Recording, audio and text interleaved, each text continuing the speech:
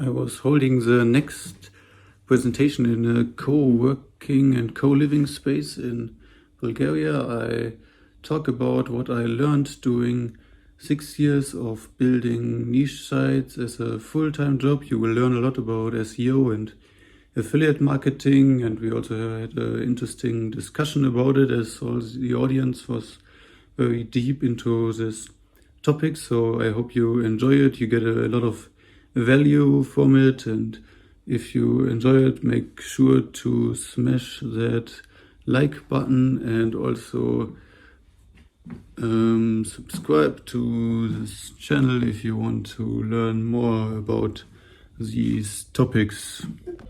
I will also link the tools I'm using for SEO and affiliate marketing in the description underneath the video, so you can check them out. Now enjoy the presentation.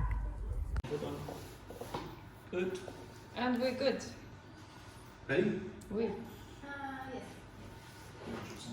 Okay, let's start. Do you want me to introduce you or not? Yes. Yes, that's professional. Yeah, that's the way first. So a big thank you to Jonas, who has agreed to share his skill with us, and it is about how to build a website, a niche website in 2021. So I'm interested because I saw his last one. It was 2 years ago, and it was really good. So I know you'll enjoy this. Yay. Thanks, Jonas. Yeah, this is an updated version of the one I gave two years ago. So it's a lot of things are changing all the time. So I make a short introduction.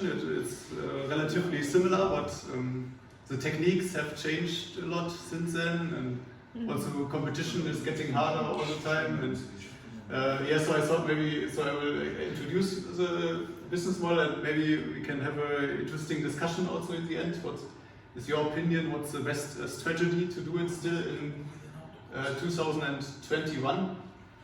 So this is a table of contents. So I will give a short introduction about me, how I got into this. I will explain the business model, give some examples to make it more clear, and then I will explain my strategy, so how I find good niches and do keyword research, and how I do marketing and SEO, and then I will explain what's the best way to make your sites more sustainable and future-proof in my opinion, and then we will have a very interesting discussion in the end. So a short introduction. I started building niche sites in 2015. So I was really inspired, especially by the books of Tim Ferriss and Anthony Robbins. I was reading books about entrepreneurship and personal development, and so I felt like I don't really want to have a normal job in an office where I feel like I cannot really develop my potential and I will not have so much freedom. So I specialized in doing SEO and affiliate marketing, and so far I built about 30 niche sites and have been doing it as a full-time job since then, so about 6 years now. This is a short introduction about the business model.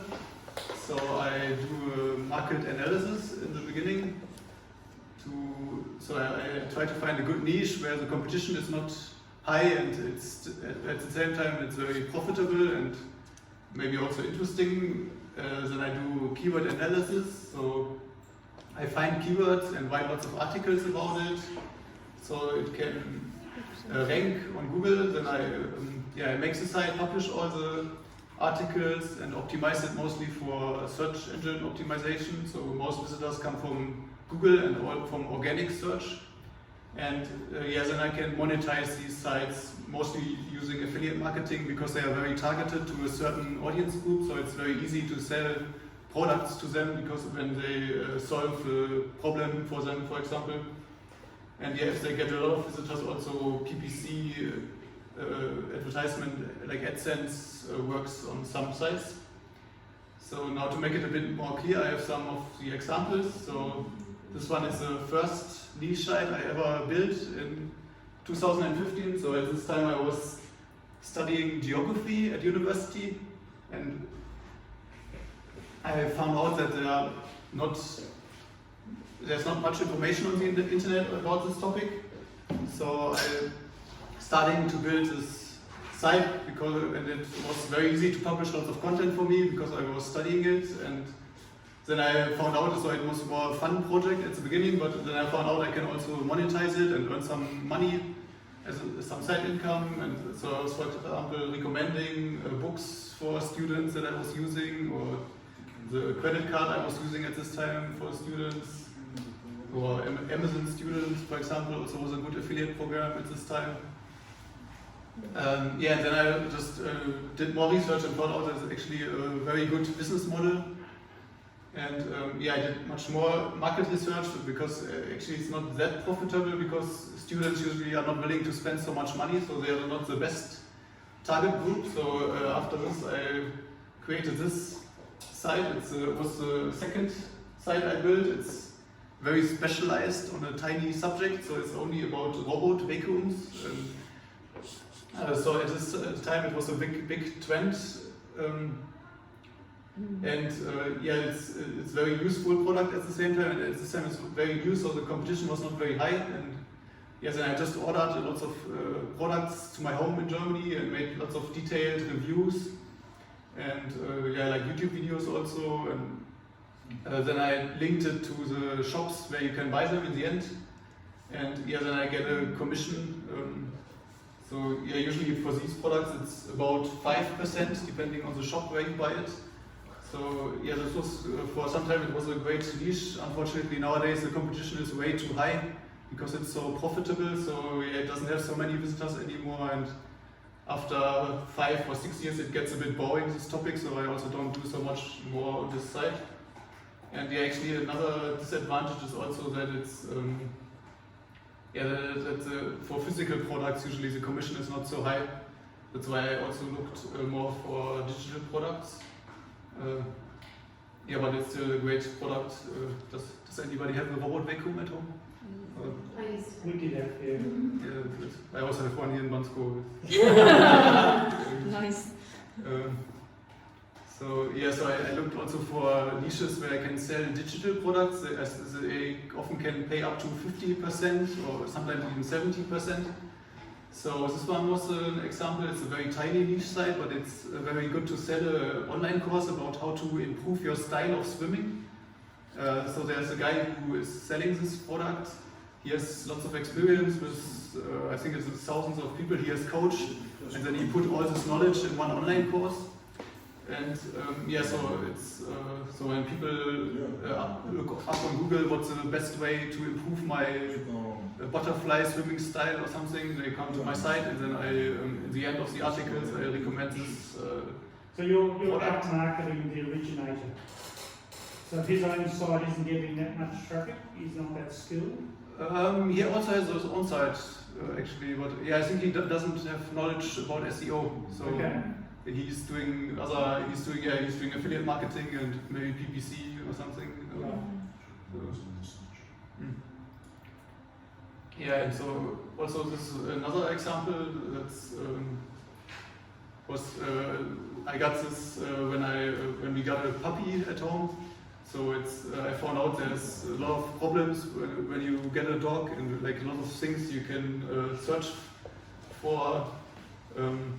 Does anybody have a dog or a puppy? So what is the biggest struggle you have with your dog, for example? Too much hair in the house. Actually robot vacuums are great. We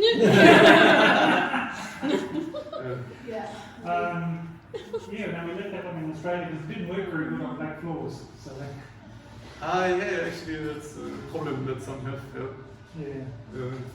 No, we actually took our dog through a training school, and that gave us all the insight as to what was needed. It goes through the theory and a lot of practice.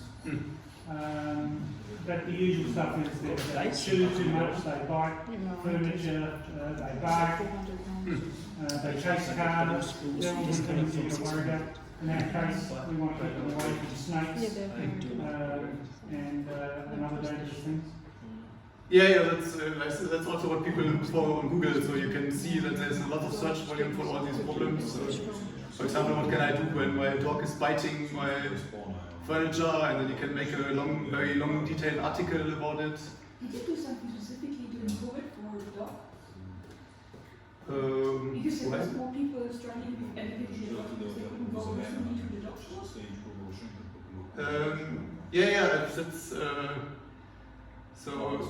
so I created all these articles like can I do when my dog jumps at me or bites me or I don't know is barking all the time, and then I for example I recommended this online course. So there are many online courses from dog trainers where they put all their knowledge also in an online course. And also what's great, oftentimes they have a lifetime commission, so it's a subscription model, and when people subscribe to it, you get the commission for a long time. During COVID that was a great niche to be in. In general online it just all exploded. And also you can just recommend lots of physical products, like for example books for different kinds of dogs, all kinds of dog leashes or dog glasses, dog swimming pools. It's really interesting how much people spend for their pets. It's a big thing. The dog glasses are a big thing in the United States for dogs flying. In airplanes. Dog goggles. It's actually it's not just to look cool. It's also to some dogs need them actually, and also some they have a certain kind of illness or their eyes are like very sensitive, so they really need these glasses. So it's actually a good product. And here you can see how much time, so you have to be very patient when you build a site like this. So I started in 2016, and in the first years it had hardly any visitors, and so this is a search console from Google, so you can see how many visitors it gets, and then slowly in 2018 it got to maybe 200 visitors a day, and nowadays it has maybe 900 visitors per day, which is still not that much for a site, but as it's very targeted to a certain audience, it's already a very good amount to market products to people. As all these sites are in German, I also got some English examples also to show you how much variety there is, and you can be really creative. Maybe I can show these sites. So, for example, the first one, it was by a guy I met in Gran Canaria. It's called thehoopsgeek.com, and he's very passionate about basketball. So, actually, the internet is not working. I was thinking about hula hoops. Maybe I don't know how the VLC Cafe is the fastest. Cafe was working yesterday. Maybe they changed the password. Do you know the password? FLC, capital F, capital L, capital C, ABCD, sorry, all in lower, ABCD, lower, 1, 2, 3, 4. There's Very secure.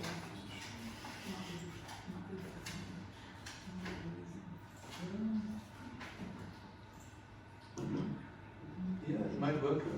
The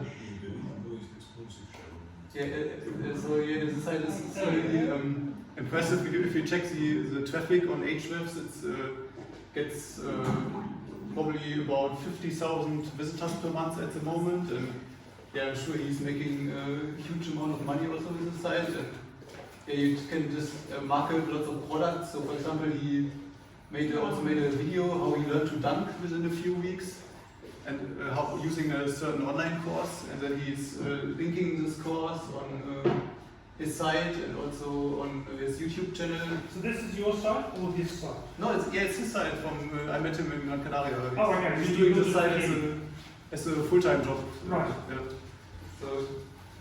Yeah. So that's, I think that was a really good example, and also there's lots of stuff like shoes you can buy. So he makes a very detailed buying guide for. And how many keywords would he be ranking on page 1 for on this site? I have no idea. I could check it on Ahrefs, but Just roughly, you know, is it just 1 or 2 keywords that's driving all that traffic, or is it no, I think it's very diversified. So it's a full-time job. So I'm sure he has More. at least a few hundred articles. okay? I think you need a lot of content to.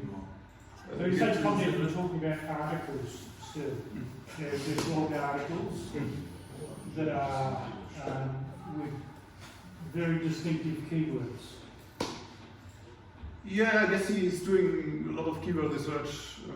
So he's also using this authority hacker course, which I will talk about later. So it's more about how to make it really, how to become the best in your area, and really so that the competition just doesn't even think about starting a new site in this area. Is that also his YouTube channel as well? Yeah, you should also make a YouTube channel for your niche sites. But I will talk about this later. Okay, see, so yeah, Um, he's got it covered basically. Yeah, I'm not sure you have enough time to check them all. So maybe very fast to some more examples. So this one is also dirtbikeplanet.com. It's also an English site specialized on one single product. And what's also interesting is they did hardly any link building. So it's all long tail keywords, and it's already really successful. Another one is Foodtalker.com. So it's from a famous marketer called Pat Flynn. Maybe you know him, or do you know him? Have you heard of him? He's a very famous American marketer. So he's teaching people how to start their own food truck business. And what's special about this site is that he also created his own digital product. So, for example, he's selling an ebook for people who want to start their own food truck business, and also has an online community where people can exchange knowledge about this topic. And one last example, which is also completely different from the other ones, is so this one is an international site. They started in Germany, and it's very simple. It's just so you can follow airplanes in the world. And there are like tons of people that search for it because they want to see maybe their family where the airplane is at the moment. And you can just see all the airplanes in the world, and it also has tons of visitors. And then he's marketing it not via affiliate marketing, but by using AdSense. So you can see it's personalized advertisement, because I looked a lot for quality coffee. Now I get this advertisement for coffee. Nice. And Nice. if I would click on it, you would get a few cents. So you really need tons of traffic to make this profitable. But I think that's also a very interesting niche.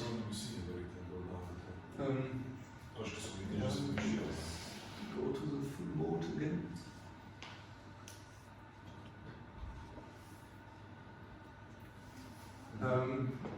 Now about the advantages of this business model, why I started this model and why I really like it still after 6 years. So one big motivation for me was, of course, that it's completely location and time independent. So I really enjoy that I can travel whenever I want, and I can also work whenever I want. So when I can take a few days off if there's maybe some cool event or festival happening. And also I can just escape the winter, for example, which is really nice in Europe. And also you don't need much money to start. So when I was still going to university when I started, so I just created all the articles myself. So I just paid maybe 10 euros for hosting. And also I think it's a great way to get into online marketing. So even if you're not successful directly, but you're forced to find techniques that work in reality. So it's not like at university where you usually learn outdated stuff that just doesn't work anymore. So you really have to be on time and find the newest ways to market your sites, and always go on the best, the newest technologies and the things that really work. And also you're really forced to be productive. And yeah, also I think it's great that it's never gets boring. You always have new challenges, so you can always find new interesting niches to go in. And also, yeah, for example, the Google algorithm is changing all the time, so you always have to adapt and stay on the newest updates. You have to know what you have to do, so you don't lose all your traffic. Yeah, and also what's great is that it's scalable, relatively easy. So your income is not limited to hours, so you don't switch your money for time. So if you can scale it very high, even if you have just a few employees, you can make unlimited websites. And yeah, also what's great that it is kind of passive income, so maybe as close as it can get next to dividends. So yeah, even if you don't work for some weeks, you probably will still have income. But yeah, also that's a big, or that can be a big disadvantage, as I will talk about later. Yeah, so one of the disadvantages, or it's takes a long time. You need a lot of patience in the beginning, and yeah, from my experience, actually most people give up. So I met a lot of people who started it and then they gave up after a few months when they realize how much work it actually is.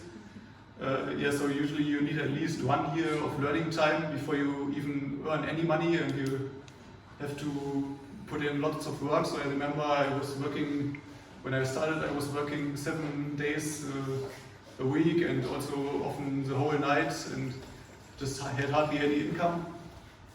Yeah, also you're very dependent usually on Google and affiliate partners. So when Google updates the algorithm, if you have bad luck, maybe your site gets penalized and you lose a lot of income and traffic overnight. And also you're very dependent on affiliate partners, so they can always change their terms and conditions. Yeah, maybe they even cancel the cooperation if they don't feel like you're giving them enough value anymore. Or yeah, this it can change a lot. For example, Amazon was doing it in the English market. They just cut all the commissions to 1.5% for almost everything. So that was a hard hit for many people that had English sites. And also what's a big disadvantage, often you have legal uncertainties, especially if you're in the finance niche or health niche. So you really have to know what you are allowed to do. And for example, you cannot do health claims when you're selling a product via food products. You cannot even say this product is healthy, otherwise you already might get sued. And when you do financial advice, you always have to say, I'm not a financial advisor, and then you still get, give advice. Maybe you know it from all the crypto YouTubers. They always say in the beginning, I'm not a financial advisor, and then they give financial advice, and people follow it. And yeah, also what is dangerous that, yeah, as I said, it gets passive after a few years, kind of. So yeah, maybe you get the illusion that you don't have to work so hard anymore, and yeah, then I think it's also very dangerous that you might lose a lot of traffic if you don't put in so much work in your sites, because the competition, of course, doesn't sleep, and there are always new niche sites that are getting started every day. And yeah, I think especially during Corona or during the pandemic, a lot of people found out that it's actually a good business model, and so they had way too much time, and so yeah, the competition is getting really high.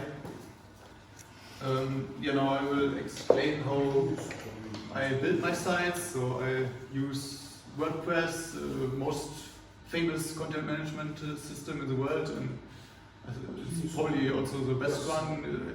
It's very easy to use, and you don't need many programming skills to make a good-looking website. Then for keyword analysis, I mostly use Ahrefs. Also for SEO in general, I think it's probably the best tool at the moment. So I can show you some live example how I do analysis. anybody planning to start a site so I can analyze your keywords? I can give you one if you want to try. Yeah, which niche do you want to go in? It's an elementary website. It exists already, but Which? Elementary? Elementor. It's a page builder for WordPress. Elemental. Yeah. So you want to find some good keywords to write about? Or, Yeah. Elementor website building and everything around like this? Elementor. Like element and OR. Yeah. Are you now using paid version? I can see. Is it a paid version? Yeah, it's paid tool. Yeah. Oh, she said. Yeah, so you can see you already get lots of keyword ideas. So this is now just for German. So maybe if you want to go, I guess your customers are in the United States, Yes. or in, so you can already see it has a lot of how many people are searching for it. It gives you an estimation how hard the competition is, how the trend is going, and also you can see. As you can see, it gives you 40,000 keyword ideas, but it's way too much to start. So usually I try to find long tail keywords in the beginning, especially, so where you can still have a chance to rank.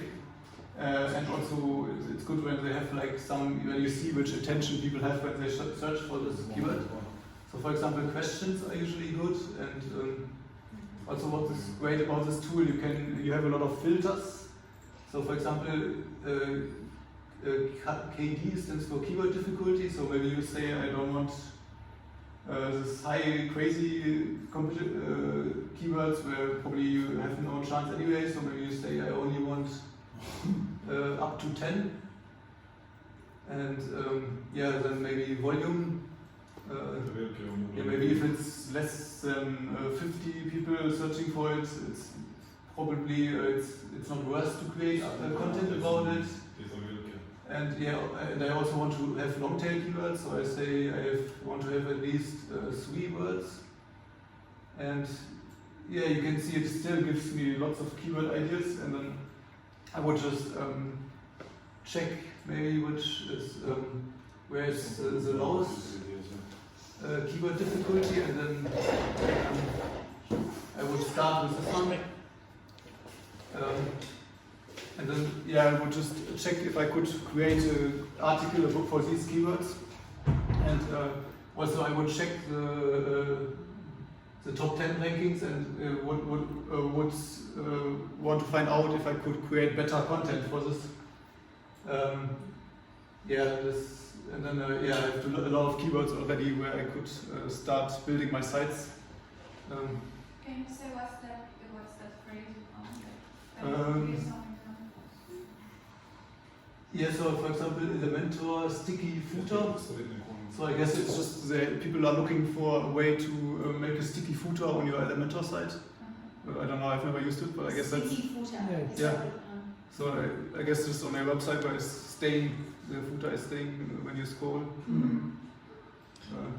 So for example, that would be probably a good article to write about, but you still should check your competition if you can create good content about it.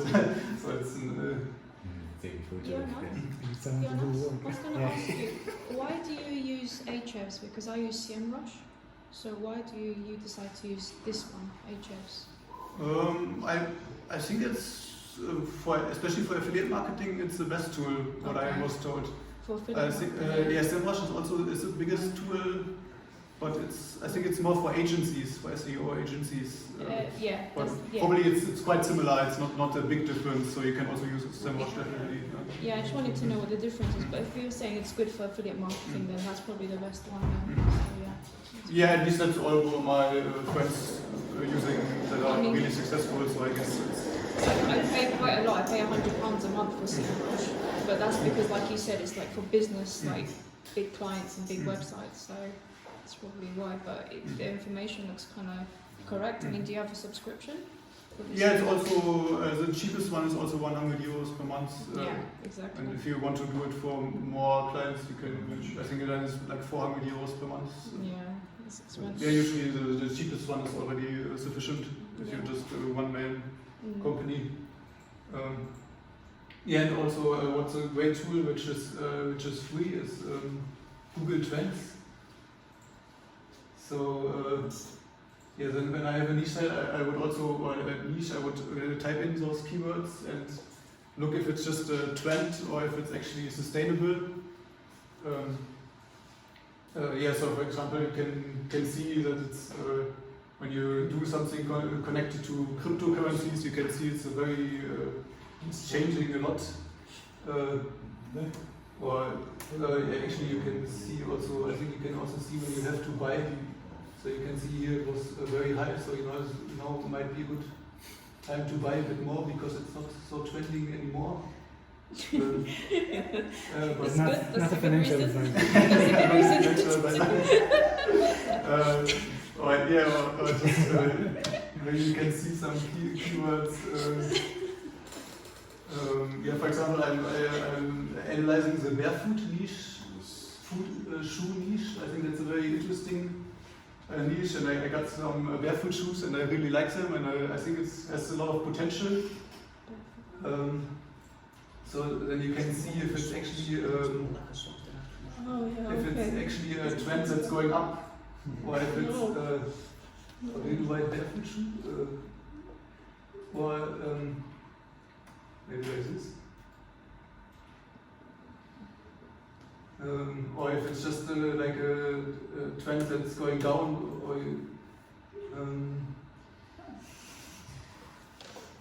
yeah, then I would maybe analyze the last 5 years, and then yeah, it looks relatively stable, but it's a bit, yeah, I'm not sure if it's really enough, but it doesn't look so great, but yeah, then I would see.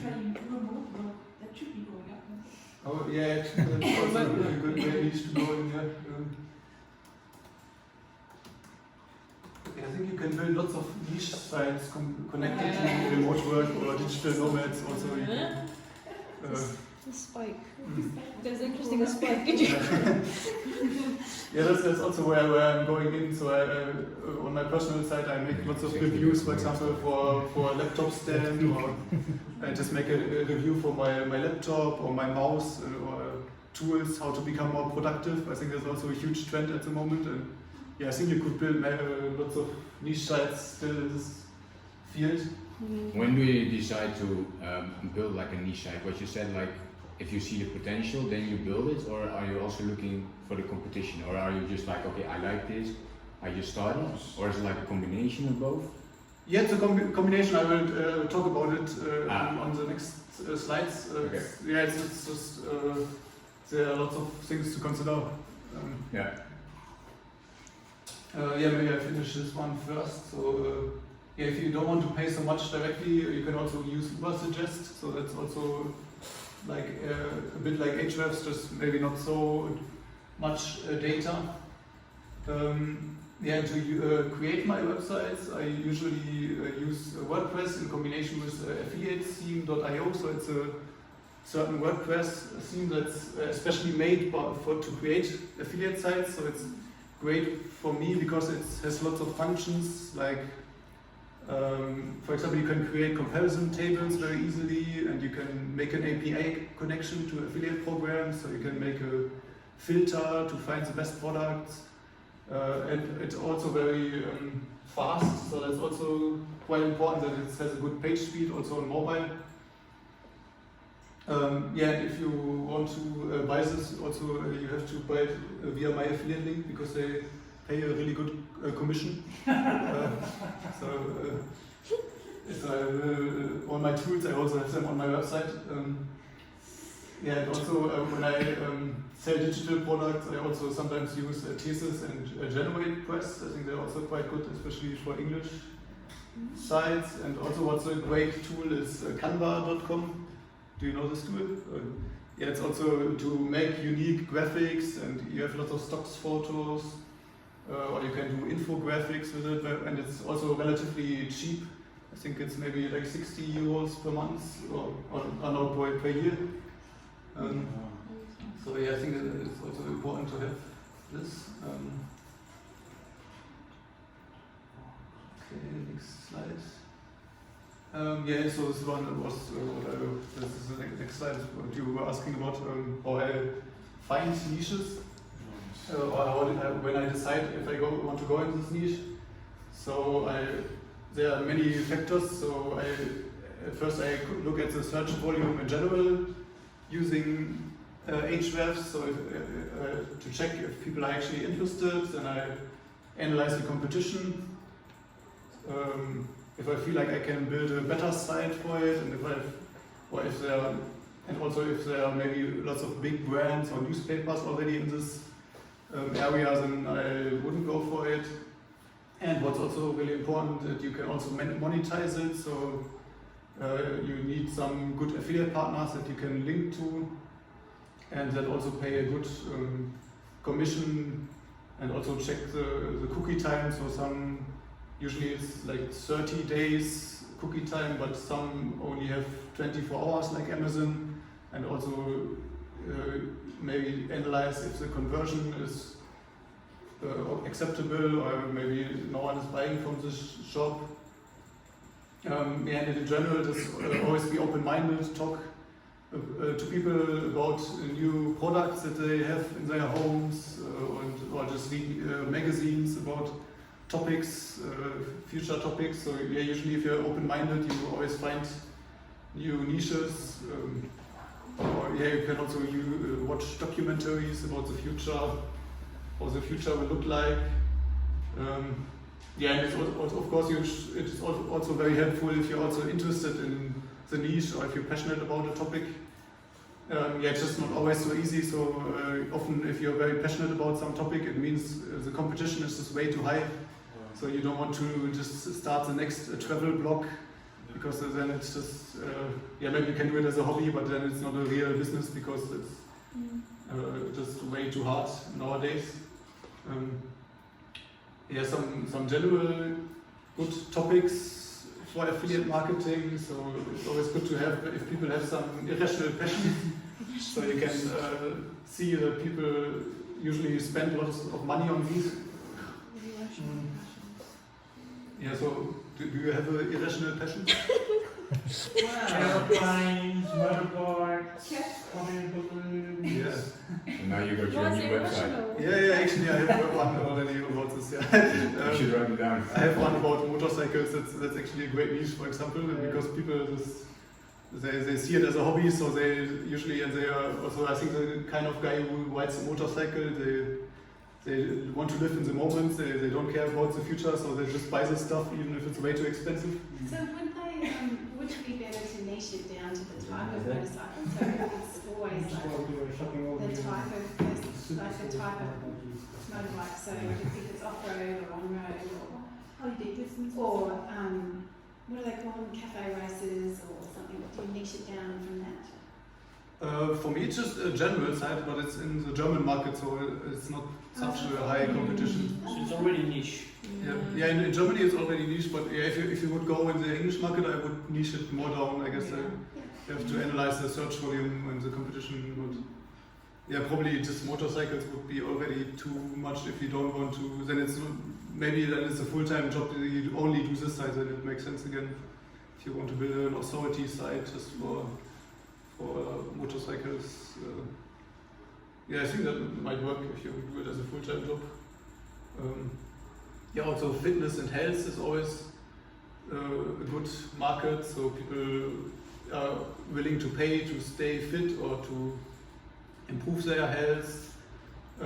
Also finances, if you can help people to earn more money, obviously they are willing to invest in it, and also to save money. So, for example, I have a site how to save money while traveling, and then it's very easy to recommend, for example, credit cards that don't have high fees.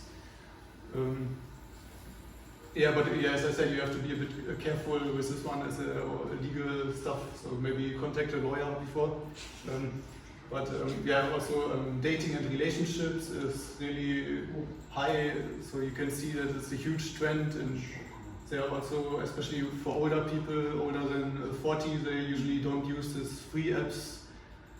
They usually make a monthly subscription, and they also pay very good commissions, and yeah, it's crazy. There are also so many niches. So, for example, you can have dating only for digital nomads. Maybe you know this Nomad Soulmates app.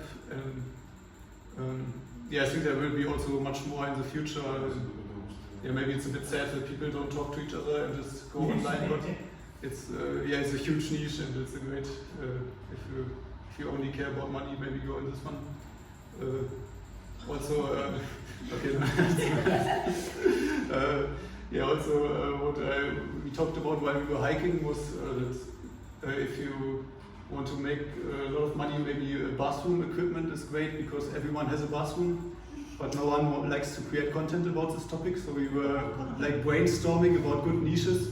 So because everyone wants to have a travel blog or some passion blog, but if you write a 2,000 word article about the best toilet seat or something, it's very easy to rank on Google. And also if you travel to Asia, you probably notice how much better the toilets in Asia are than in Europe. So I think if you target Europe, it's a great market because it just has so much potential. So yeah, for example, these intelligent toilets. If you check the numbers and you say it's a good niche, Yeah. Friends or how many searches for a month or a year for the last 5 years. Yeah, I already have a big site about it. What toilets? Yeah, bathroom equipment. Okay.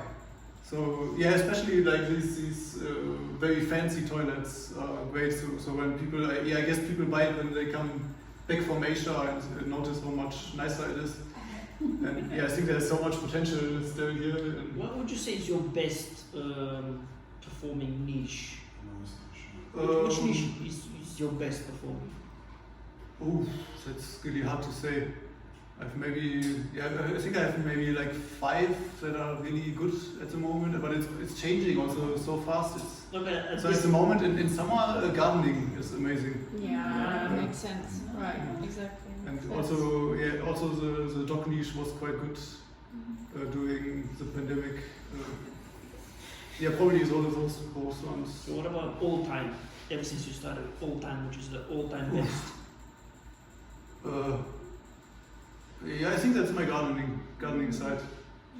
That's also one of my favorite sites because it's both of my parents are gardeners, and we have a huge garden at home, so it's very easy to create content for me, and I can.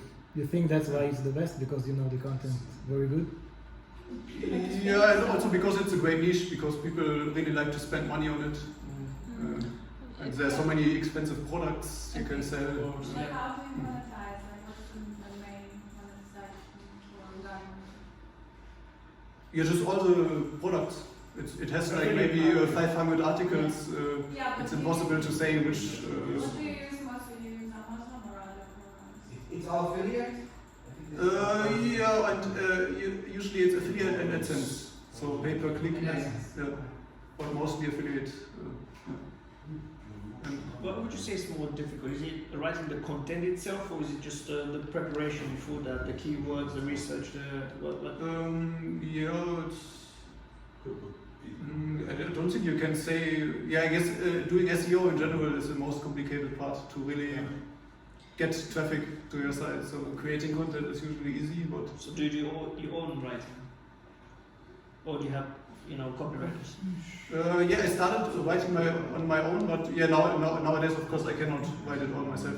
So I have lots of people creating content for me, and so usually I do analysis and then I give them a order or something and pay them to create this content. Where do you find these people? Where I find them? Yeah, where do you find these people? My favorite platform is it's called textbroker.com, but it's just for Germans. So Okay. I guess if you're English, maybe Upwork is better. So I just want to understand how much are you ready to invest in content creation? I guess it depends a lot how much I'm also earning in the month. But usually you're not earning at the moment. You're just investing at the beginning of the process. Okay. So when you do your business plan, how much money do you want to invest in a website that you don't know that it will become Yeah, but you do a keyword analysis and then you do, it depends a lot on the site, I guess.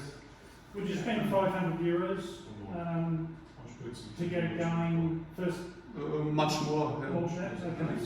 Or yeah, maybe to start, if you're a complete beginner, you can maybe start with €500. Yeah. But yeah, and also then maybe create your on your own, and so you just learn how outsourcing works, and then slowly make So it higher. you don't get any return for the first year. So over a year you're investing a few €1,000. Yeah, but yeah, I think if you're starting, I would maybe do it myself and then just reinvest. If you have time, say that you don't have time, but you want to do it like as a business. So you don't want to invest in one website, but in 10 websites. I don't know. Thinking entrepreneur. Okay. Or in 3 websites because you want to start them. So what's the process to start a business building websites that become profitable in a year? Let's say. Yeah, it depends on a lot of factors, and also it's you have to be lucky as well. So you cannot really, you can do a lot of analysis, but you can never be sure if it's really getting successful. So it's, I guess you just have to also get lots of experience, and when you get more experience, it always gets easier. Yeah, but I mean, realistically, to make a website running, how many contents do you need, for example? Let's talk in terms of quantity of contents. As much as possible. Yeah. As much as possible. Just so you have a really, you want to make like the full niche, so every possible thing that someone could ask about your niche, you want to create a piece of content about it. So yeah, but maybe you could already do it with 20 articles if they are really good. So what do you suggest to start? 20 articles for a website? Yeah, maybe you can start and then you need a lot of patience anyway, and then see if it works, and then you can add another 20 and slowly grow it. So in your experience, is there an average in terms of number of articles to make a website work or not? Is there a number? Do you have a number in mind? Or? No, I never paid attention to it. I just try to make it holistic, so that you are like the best in your niche. So I would look at the competition and then I try to make it just much better than everyone else. Okay, but I would never like look at numbers or something.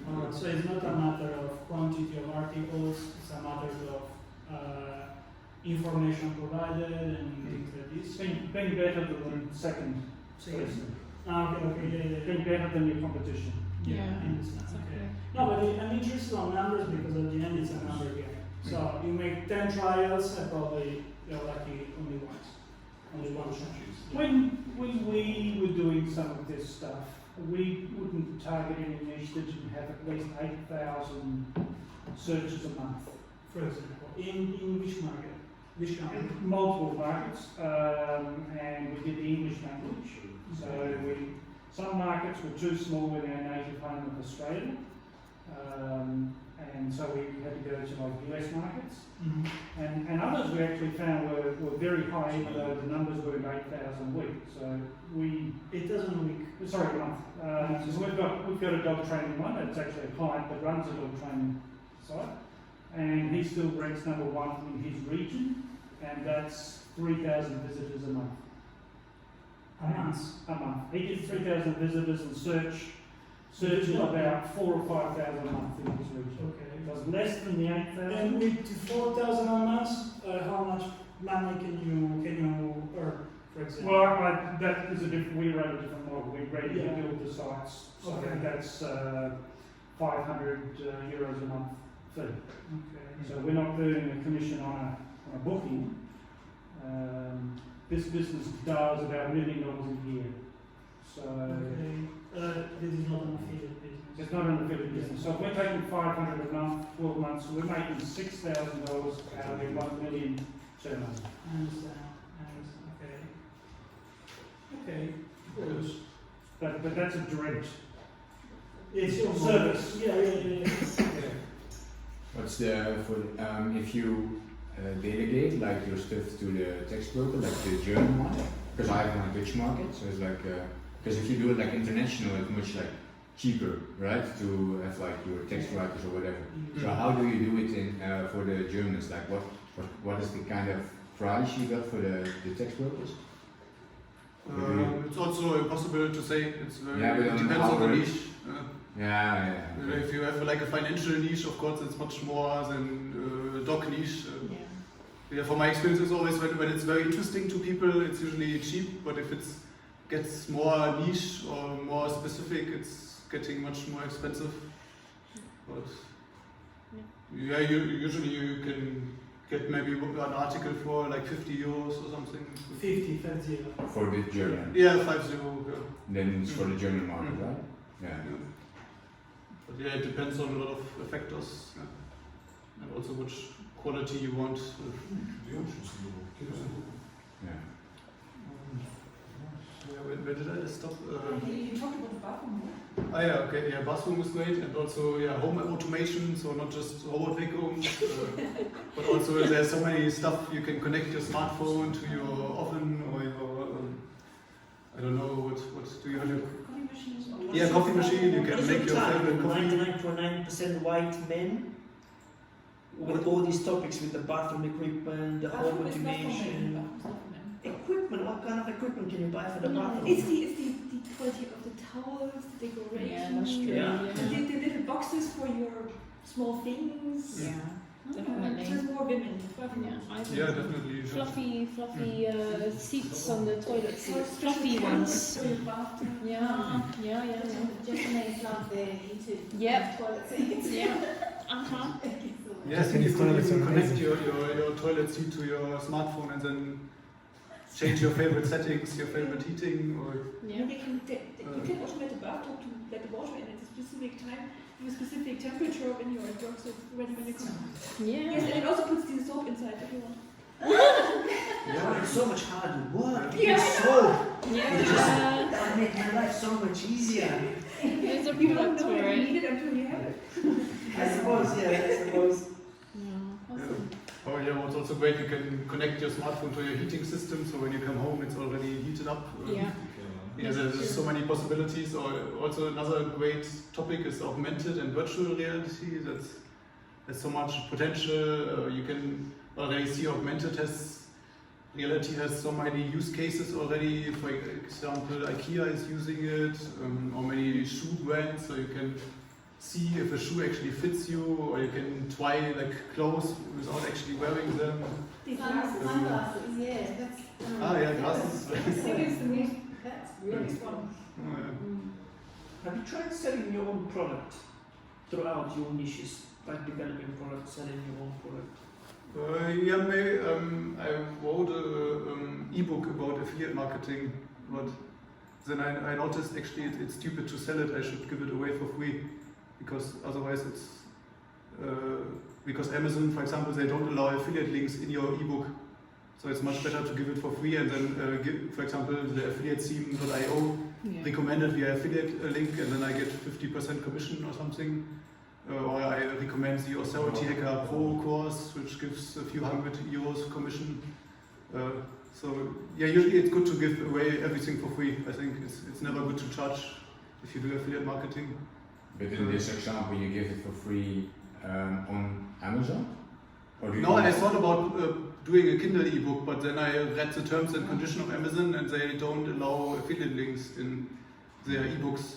So I thought, yeah, well, then I just give it away for You free. have all if these they don't want it. websites, and you just promote your own thing.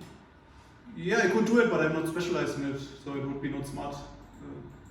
But then you need to have a lot of products, and it needs to be better than ones that are already existing. And Yeah, so I can always recommend the product that's the best in the market. So, and if I have my own product, maybe it's not as good as someone else. Maybe someone else has much better videos or something, or is much better explaining it. Or, so yeah, I think affiliate marketing is much better. But yeah, it depends on you and your personality. Yeah, it You want depends to- also on your skills, right? Yeah. If you're really good in like building online courses, I sell my own online courses. Mm. If you're really good at that, then that's probably better. But you are really good in affiliate marketing, so Yeah, I think you Maybe should better stick your to your own. niche, yeah, and become Yeah. really good at it, not do too much at the same time. Yeah. Then you will be just average if you do too much. Exactly. You know, or you have some more use cases for augmented reality that I could make a niche about, maybe. It's not so easy. Or virtual reality. Yeah, it's actually you have to be creative. I think usually you have to find something that no one else is already talking about. But I saw this when Apple tries to push the augmented reality, obviously because they want to sell their products. Having more computational power and Yeah, see, if you want to buy So something, obviously, you know it's gonna fit in your house, the desk or whatever. yeah, but I don't really see so many use cases so far. Yeah, it's. I guess we need some more time. Yeah. It's Yeah. true, So, yeah. Also, what I'm working a lot with is at the moment is AI. So artificial intelligence. I think there are already lots of great tools. So, for example, tools that automatically can create a video from a blog article, or tools that can make you more productive or more creative. So, for example, I was using a tool called Shortly AI, which can automatically write articles based on GPT-3. I think it's probably the most intelligent artificial intelligence at the moment. Yeah, and also you can recommend this product via affiliate, and yeah, just in general, just always look for new trends that no one else is already talking about. Just try to be very open-minded. Do you know any new tools that can give me more free time, nothing from the computer? I don't want to be more productive, I want to be... Yeah, I have if you go to my blog, I wrote an article about it, and it's also very short, so it's just bullet points because you want to read your blog, then I sit in front of the computer. Yeah, and then you save a lot of time after it, because you just read it once and then you only spend 4 hours a day on the computer. Is it in German? Yeah, but you can translate it. Yeah, but you can translate it in English. Can you summarize it? Sorry. Have the words changed? Like the amount of words that you use in a blog now, has it changed for Google search? Like, you know how they say it should be 2,500 words or characters or not characters but words. Yeah, you should always adjust. Yeah. Like also, I often update old articles as well. It's also a good technique. Yes. And it would be stupid to give a general advice how many words you should use, but you can make an average. So if you use a tool like a Surfer SEO, it gives you all the word count of the top ranking ones, and then you can make an average of the words, and then you can see how many words you would need to rank. What was that? What was the tool? It's called Surfer SEO. Sapphire Yeah. SEO. Okay. I can send you an affiliate link.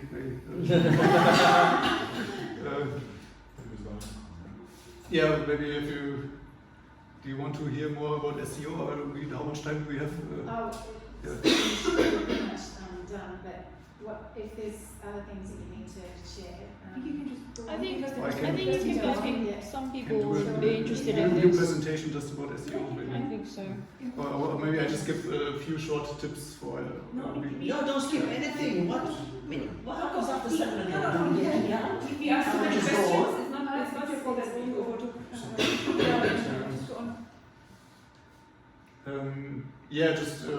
Maybe just some short tips. Maybe I don't want to talk about it in too detail because it would be like a whole new presentation.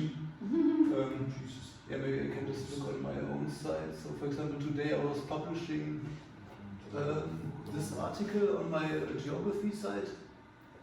So what I do for on-page optimization. So, for example, I do the title about the highest TV tower in the world, and then I just try to stick out from the competition. For example, I use this symbol because no one else is using it for my competition to stick out, and also the meta description when people look for it, and then I use these brackets to stand out, and also it's always good to use a number. So I say it's the highest TV tower in the world, and also I compare the 5 biggest towers. For people, usually it's like psychology. People usually like to click more when there's a number. Then I used Canva to do this infographic. So it's also good to have unique images. So I did this infographic, and I still have to edit, but you can also give people the opportunity to share this graphic for free on their site and in return for a backlink. And then I made a YouTube video because a lot of people are too lazy to read all this stuff when it's like 2,000 words. So I try to optimize the time on my site or make it as high as possible. So that's usually a good sign for the algorithm of Google.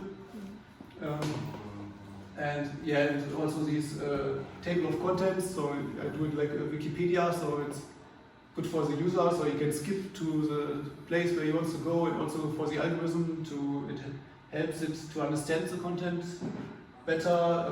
Then I try to use lots of bullet points. As I said, like most people are too lazy to actually read text, so they will just skip over the bullet points for the most important stuff. More images, and also I try to use to make paragraphs as short as possible, so it's also easier to read for people.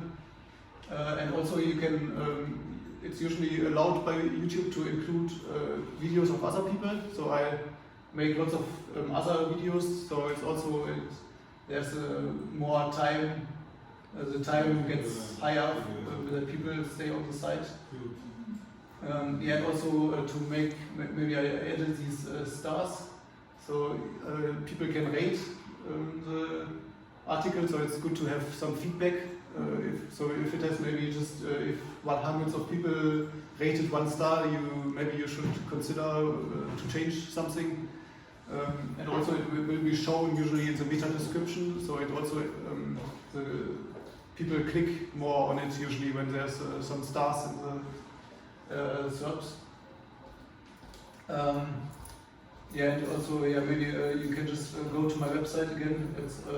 I wrote a very long article about it, how to do on-page optimization. 80. Summarize the article in a minute. When you make the page and the video, do you make first the page and then the video? And you publish first the page and then the video? I write a blog article, and then I already have some knowledge, and then I usually directly afterwards I make a YouTube video about it. I mean, I was thinking of taking the video, taking the captions, auto-generated if they work, because it's English, and then just format it a little bit and reuse some of the stuff for the article. My blog as well, but maybe then it's not so nice formatted, and you still have to do a bullet points. But I can still listen to my voice and just type what I said in text. It takes a long time if you do it that way. Yeah. It's quite time consuming doing it that way, but it's good for SEO to have captions on videos. No, I mean, it was just like, I don't even do the caption, I just like, because I already have the video, I have already the content, I just type the text and put the main points in the article and have the video in there. Yeah, you can do it that way as well. The opposite, you've already got the video and then you can do the blog post. Yeah, perfect, that's fine, yeah. I think in that case, I think the easiest is that you start with something which is more easy for yourself. So if you are better in video, you just start with the video, and then you can produce like maybe a podcast about the video, or you can even do only the audio for the video, but at the same time you can write like the video, make the transcription or something like that, what you do. But he is better, I think you are better in like the texting, like the copywriting, all this kind of stuff. So it's much more easier for him to start there, and from there make the video. So I think it's really like a personal taste. Some people they can just talk on YouTube forever without preparing. So then it's maybe better to do YouTube first. I watched your YouTube videos. It's really impressive. Maybe it's good for you to when you can do this. But I couldn't do it. Just talk on it. I need some preparation and need some facts. I prepared before, but at least I can it sounds more natural if I talk. And then from there on just type the text that I already said. Instead of just typing, I don't really get them. So, you have a channel? Yeah. What's the name? It's coding, it's not. Was it German? No, it's in English. Yeah, we can maybe one Somebody more. already asked me if I should teach, if I can also teach math and physics. I don't really want to do this. What's No, it's my name. I changed it to my name because it's Oh, what okay. this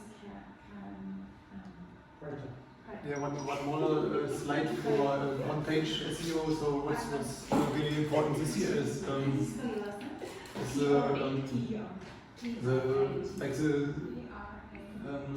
think it's called core update, some web core vital update. Yeah. Core vitals. Core Web Vitals. Vital Core Web updates. Vitals, yeah. It's what's getting really important is that the user experience of your website is good. So it has a fast loading speed, and that just the user experience in general is good, and people like. Yeah, I think the main thing is actually page speed, what they're targeting. So When do we, is there like what is a good page speed? I tried. Less than 3 seconds. Usually I aim for 100 of 100. So how I get it, I usually use. As I said, I usually use affiliatetheme.io that you have to buy via my affiliate link, and then I also install a plugin called WP Rocket, and then I usually get to 100 of 100. But this is because you work in WordPress. Yes. Yeah, it's on WordPress, and also We it's can't good to get anywhere near that with our site because it's got so many graphics and so much code, and it's a dynamic with logins and stuff. Yeah, so don't make it too complicated, keep it simple, and also have a good hosting. So I switched to a private server, and I think it's worth it. It's a bit more expensive, but it's good So to who be would reliable. you recommend to host with? Who would you recommend to host with, or is that just for German? It's called allinkle.com. So if you want to host a German site, you can also see it on my website and buy it via my affiliate link. But maybe for international, it's So subtle. He knows what he's doing. He knows what he's doing. yeah. Give him that. Give him that. Yeah, maybe some quick tips for off-page SEO. So as I said, I always create a YouTube channel for the website, so that's also good to have some external traffic, especially in the beginning, because people on YouTube, it's much faster usually, and maybe like I said, infographics, so people share your infographics on their site. And also maybe try to get on a podcast. So that's what I haven't done so far, but I think it's getting more popular to go podcasts. There are so many podcasts developing. So if you're an expert in one niche, I think that's also a good technique. What's a bit more advanced is to include some tools, or maybe even program some tools. If you know programming, it's a very good thing, and then you give it also for free in return for a link, so people can use it on their websites. In general, it's always a good sign if you have returning visitors. So it's a sign for Google that actually your content is good. And so, for example, I do for some sites I make a Facebook group. And then whenever I have a new article, I post it in the group, and so it's always the same kind of people that go to this article. And maybe this one, the last one, is too advanced. So if you want to get more detailed information, I have on my personal website I have a part about marketing and building niche sites.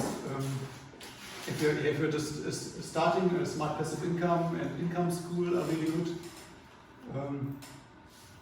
And also for a bit more advanced stuff, backlinko.com and Matt Diggity is a very popular marketer and SEO in Chiang Mai, probably the most famous one. If you've been to Chiang Mai, has anybody been to Chiang Mai? Yeah. Have you met him? No. No? I think he's very popular in the SEO community, at least. Everyone knows him in Chiang Mai. So. Last year he did a keynote there.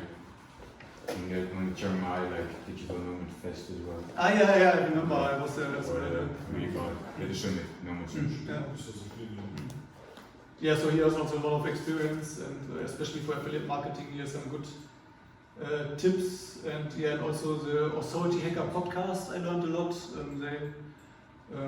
That's also how the guy with the basketball site learned how to build it, and he's also using this course that I bought. I made a review on my site also for the Authority Hacker Pro course, what I talked earlier about it. So if you buy this one via my affiliate link, it's also very good. It gives like a few $100 commission, so it's, but it's also really good. It's probably the best one in this niche. In the end, some general tips. So, as I said, just start yourself. Don't do outsourcing directly. So, start writing your own content, so you can really put yourself in the shoes of writers, and also to understand how this business works. And really, just in the beginning, just focus on content and SEO. Don't try to make some fancy design or something.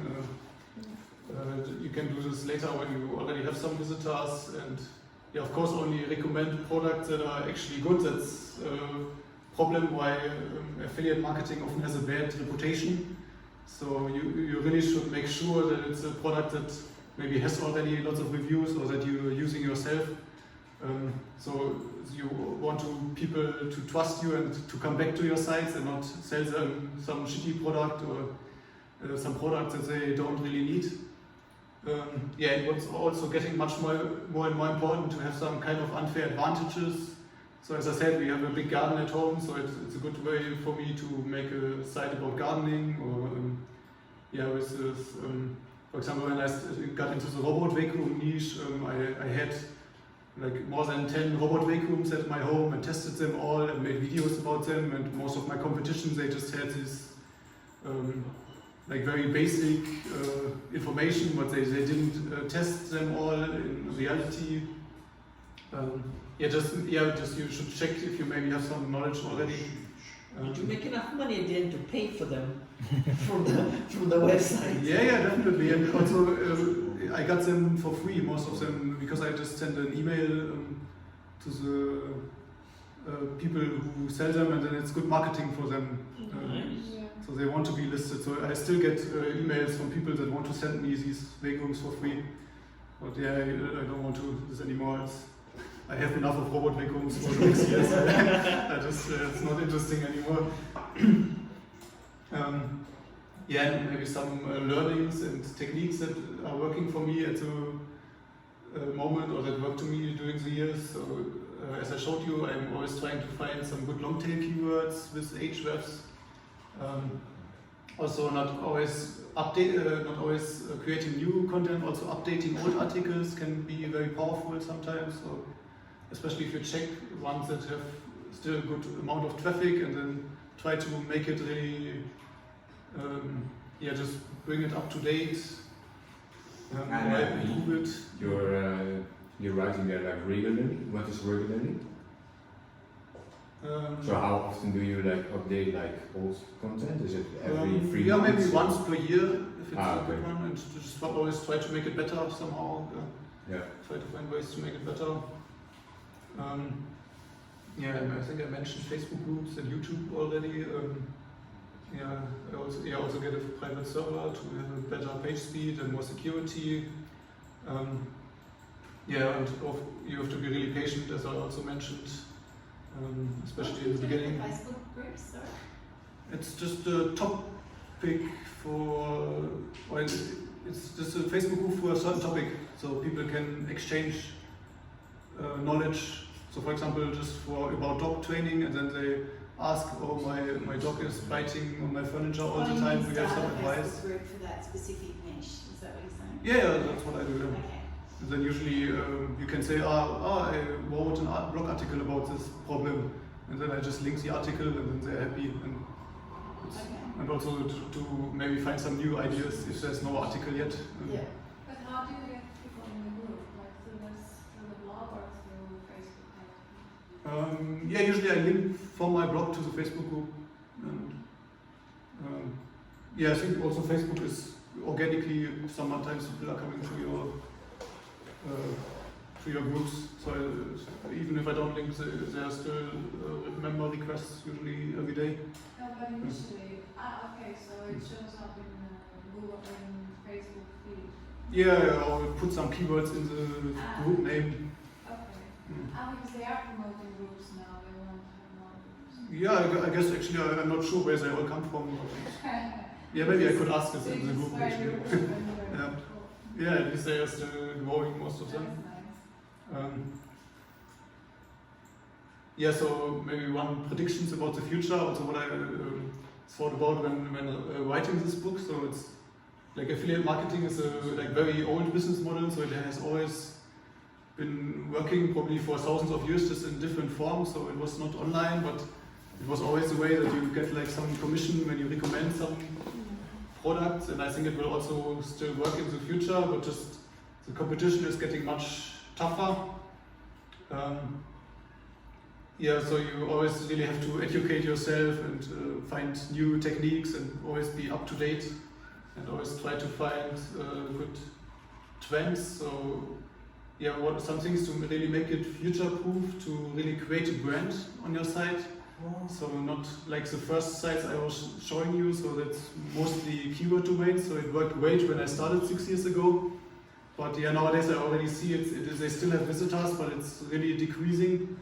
So what I'm working on now is to really make an authority site for some topics, to make it like a really huge site with at least a few hundred of articles. Yeah, also where I also use my face and personality, so that it's like you are really unique. That it's people cannot copy you. So when you always have your face in your YouTube videos or in your blog articles. In all niches. So you're covering different niches. Yes, that's what I'm working on now. So that's not what I'm doing. That's what I think is the future. Okay. So that's what I'm starting now. So because I think I have to make them more future-proof, because these examples are not so sustainable. Yeah, sure. So not in more small websites, but just or huge websites or personal branding websites. Things like this. Yeah, I think that's the future. So you really have to do a personal branding also. So you have to really tell them why you are an expert in a certain field.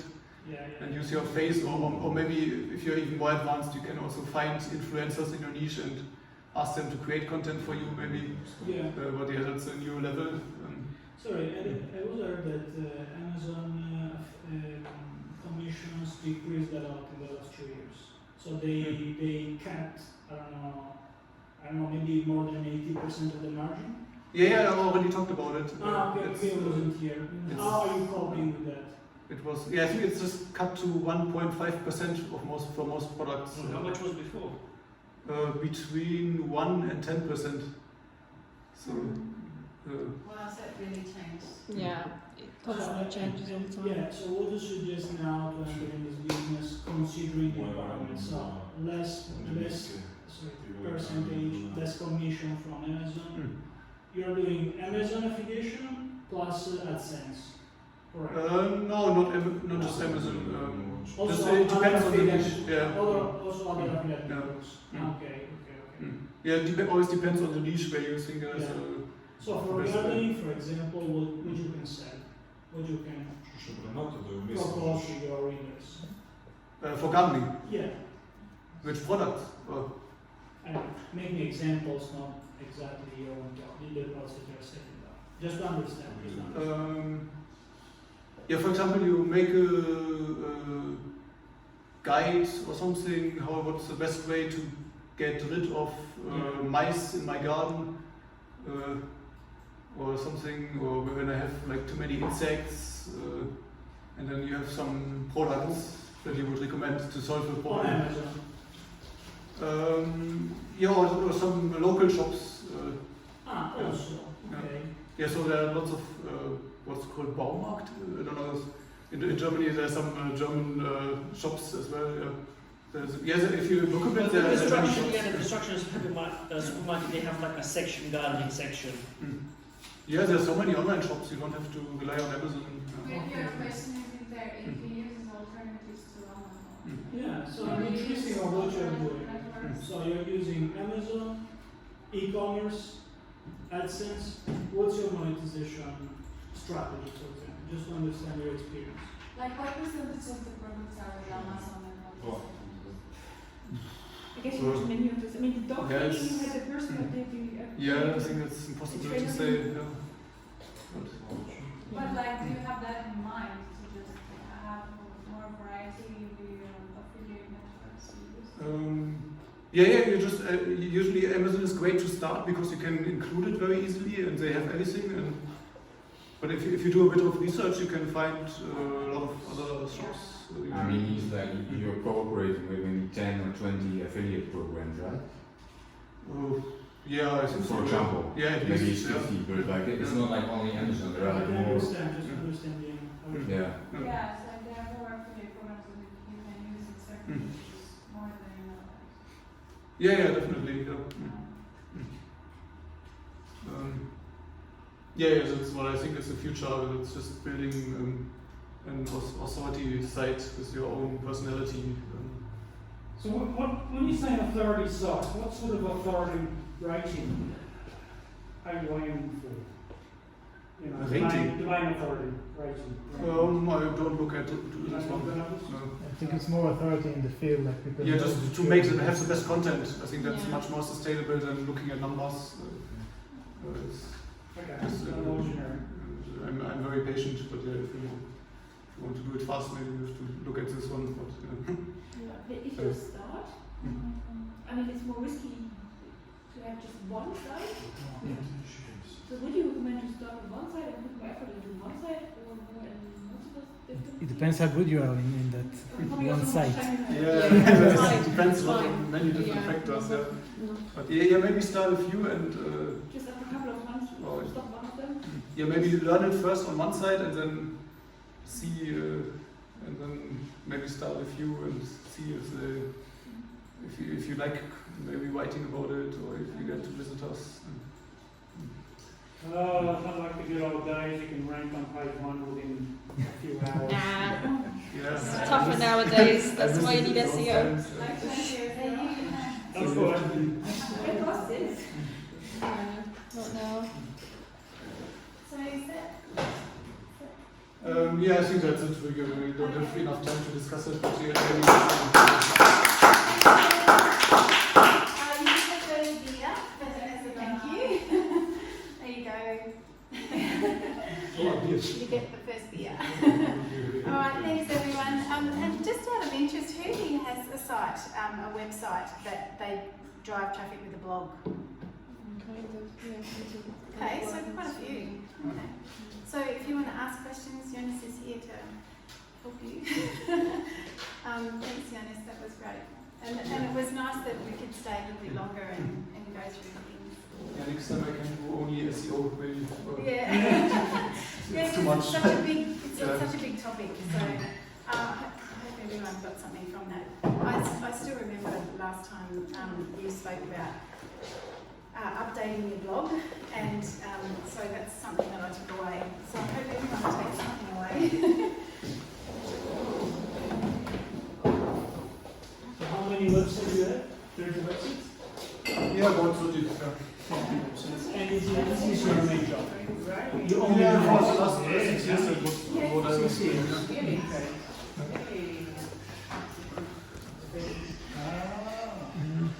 Yeah, what do you do like?